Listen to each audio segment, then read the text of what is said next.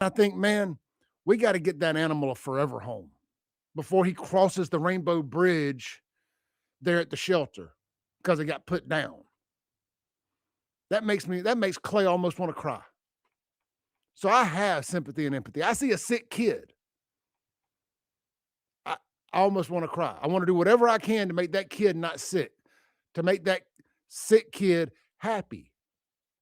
I have sympathy and empathy. I see people who have been hurt in car accidents at no fault of their own, or maybe faults of their own, whatever. And I have sympathy and empathy. I see people who have lost everything to house fires, friends who have gotten cancer that we've raised.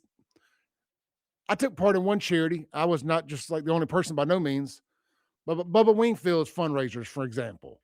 You know, we grabbed that bull by the horns and raised probably $100,000 along with a large consortment of people. You know, another couple lost their house last year.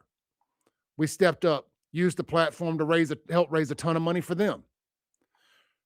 I know I talked about this the other day, but with Greg Biffle dying, it reminded me in all the work he did for the Hurricane Helene folks there in the Appalachian area and the mountains in North Carolina and stuff. I remembered using the platform to do a fundraiser for, I think it was like bottled water was the big thing that we needed, and there was like all kind of other supplies that they needed. We loaded up not an 18-wheeler, but a huge box truck, loaded it up front to back, top to bottom.